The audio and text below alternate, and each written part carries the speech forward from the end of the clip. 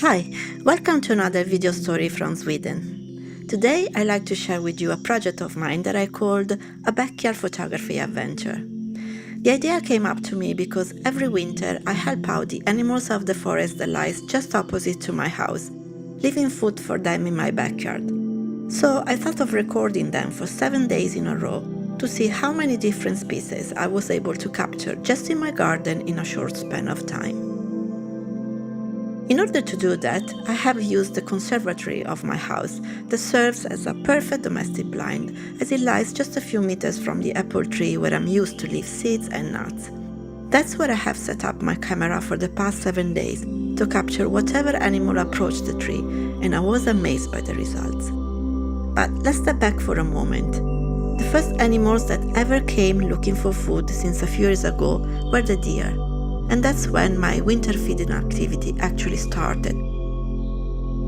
Feeding deer requires a little bit of thinking, so at first I was leaving the food in the garden, but this year I'm taking it to the forest instead to give them a quieter environment. That's where I go every morning during the winter season, 8 o'clock sharp, and that's also where they are usually waiting for me. And even if they're not already there, but somewhere in the surroundings, they will come as soon as I call. In fact, we've been knowing each other for 3 years now, and not only they recognize me, but they rely on me to bring them food. And it's so much so that if I happen to be late, they come to the house to remind me. So every morning I look out the window, and if they are in the garden, it means that it's time for me to hurry up. Anyhow, I have dedicated an entirely separate video to them, so if you're interested, make sure to check the link in the description below. As for the project, I would definitely add them to the list of the animals that have approached the garden in these past 7 days, because this is what they would do if I didn't bring the food in the forest. The other animals that more frequently have approached the apple tree are, of course, birds. Feeding them is definitely easier, although it also requires a bit of thinking. For example, I avoid setting up feeders that can collect water, as they need more maintenance to make sure that they are always clean and safe from possible infestations. Also considering that by the feeders, different species of birds that normally eat in separate places come into close contact. So I have opted for straw or wicker baskets, as they allow for a natural ventilation and they are easy to empty every morning.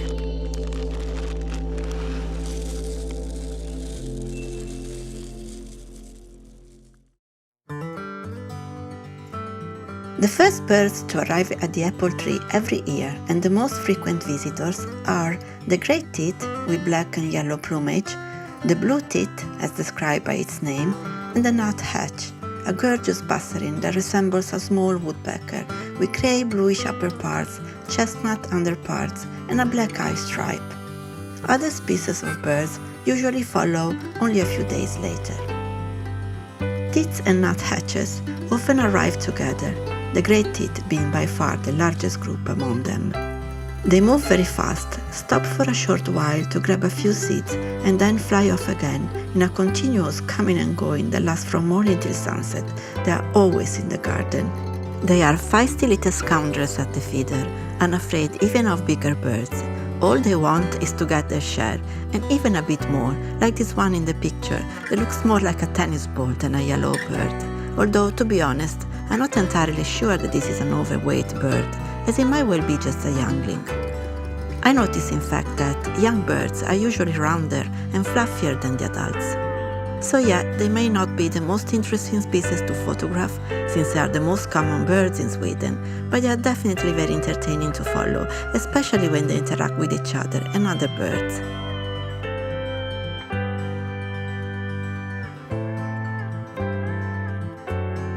Two other tits that I didn't know about before have visited the garden in these 7 days, the marsh and the long-tailed tit. The marsh tit came just once and stopped only for a few seconds before flying off again, so I didn't take any picture of it. I definitely spent more time with the long-tailed tit instead, and I'm so grateful for that. It's such an adorable creature. A tiny fluffy ball with yellow eyeshadow, elegant white, black and kind of antique pink plumage. a minute stubby bill, and a tail which is bigger than its body, hence the name. It's very noisy, restless, and has a funny, very fast, bouncing flight that makes it very difficult to capture. Somehow, though, the pictures I've taken of this cute buddy are the best of this project in my opinion. Perhaps because I managed to capture it among the intricate branches of my very old apple tree that match the brownish-black color and create a wilder environment.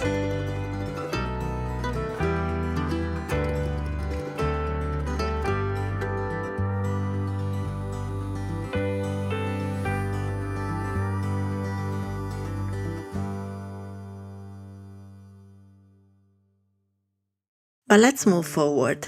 2 regular visitors of the garden since the beginning, as well as guests of honor, are a couple of male and female great spotted woodpeckers, and you can distinguish them because the male has a red patch on the nape while the female is totally black.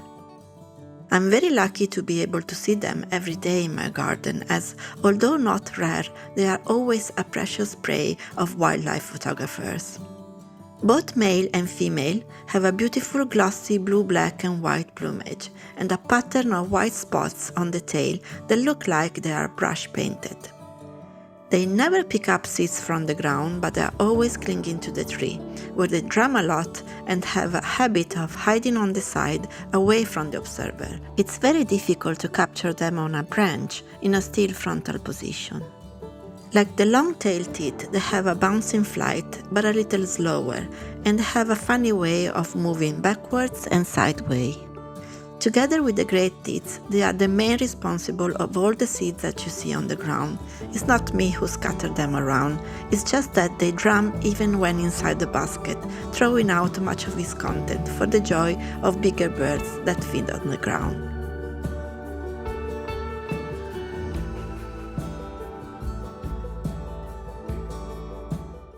This is a jay, the most colorful member of the crow family, and another middle-sized bird that has been coming to the garden this week and before. It's a shy woodland bird that rarely moves far from cover, so it is great to have it as a regular visitor. However, it will soon lose interest if there are no nuts in the basket. It is famous for its love for acorns that forages in autumn and berries for retrieving later in winter. So if it has visited a feeder, it's probably because it is now late winter and its food supply is almost totally depleted.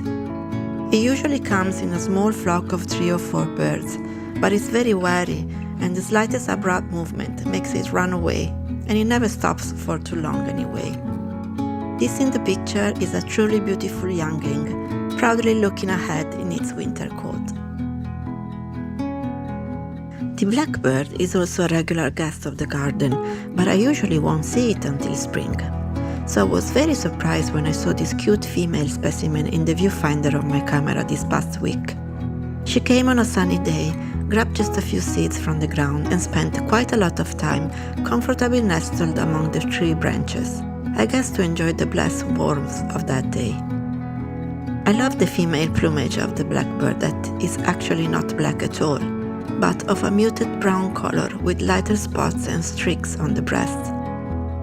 I have noticed that female birds are often of a paler kind of more desaturated color than the male ones, and I was wondering whether this is a kind of a protection feature. You know, the less you are seen, the safer you are, while the male needs to show off more. But that's just my observation, and I am far from being an expert, so if you know more, let me know in the comments. By the way, did you know that the blackbird is the national bird of Sweden?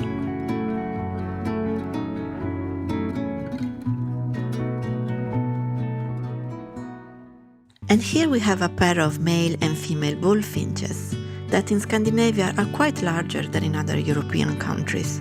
I know it because the first time that I saw this female feeding on the ground, I got worried thinking that she was so obese that she was about to explode.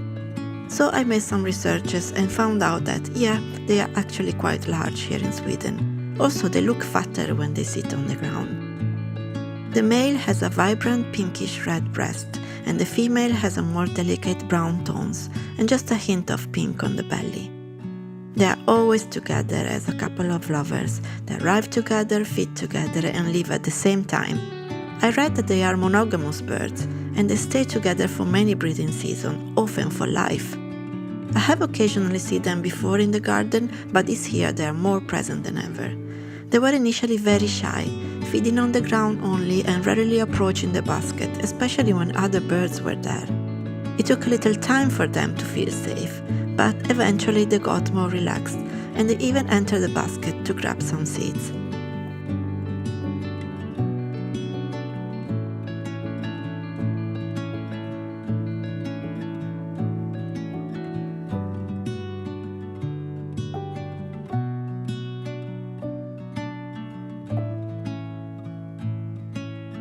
So the birds that I've shown so far have all been more or less regular guests of the garden. Then every year we have an invasion of what I call the visitor species, meaning the ones that come all of a sudden in great flocks but only for one season. This year is the turn of the red poles, the small finches of the Arctic tundra and the boreal forests, and they are quite a numerous new entry of the garden.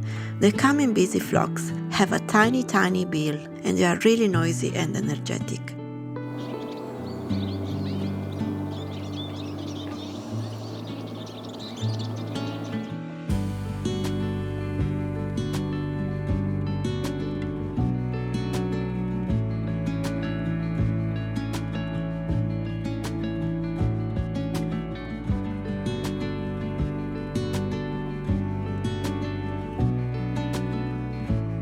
Another bird I discovered during these 7 days of my project is this yellow tiny passerine called Eurasian siskin. It only came for a brief visit and stayed on the ground before flying off.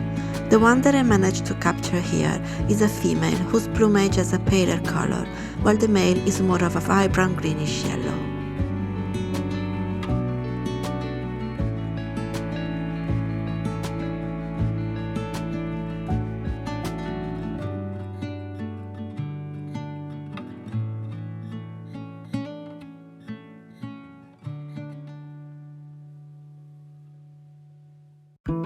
Last but not least, and surely not new to this garden, is the red squirrel, the cutest and most famous animal of the forest, that I really don't think requires any kind of introduction. There are two who regularly visit the feeder in winter, especially if there are nuts. They definitely don't like to share, and when they are both at the feeder, they spend their time fighting off one another to grab as much as possible. I know they've been in the garden when I find the basket on the ground, empty or totally teared apart.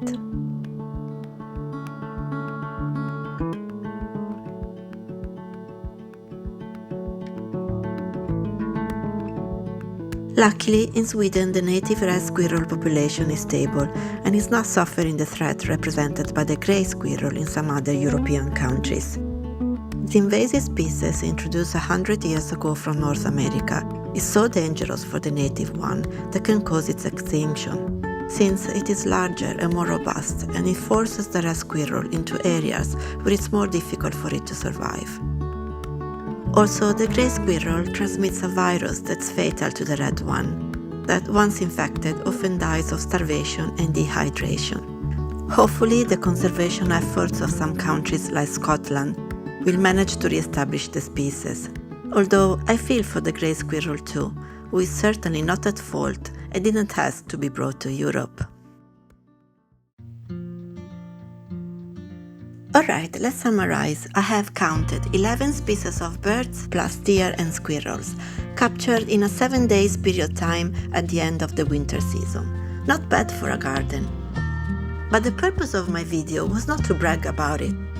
Rather, I wanted to show how a simple gesture like leaving some food in your garden or by your window not only helps birds or squirrels to go through the winter, increasing their survival rate, but it also allows you to get to know some of the wild animals that live in your area and to connect with nature from the comfort of your home, especially if you live in the city, and that comes with a lot of mental benefits.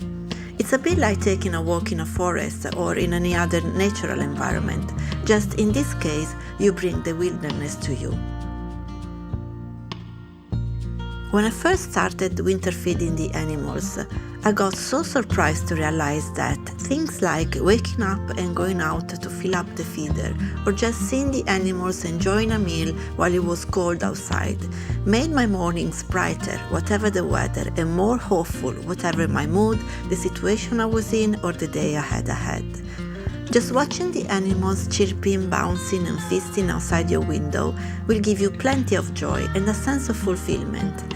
And it's also a form of meditation that can really relax your mind and make you start the day on the right foot. So give it a go. It doesn't cost too much, especially if you only feed birds. It will help the animals and it's so much fun. Alright, time to wrap up. I really hope you have enjoyed this project. I thank you for watching and I'll see you next time. Bye from Sweden! Hi, my name is Simona Dauria and I am a nature photographer and illustrator living in Sweden. If you have enjoyed this video, give it a like, share it and subscribe to my channel. Your support is super important to my work. In the description below, there's a link to my website where you can browse my portfolio and buy photo and graphic prints, greeting cards with my pictures and illustrations, and t-shirts with my original artworks. Thank you for watching and I'll see you soon. Bye from Sweden!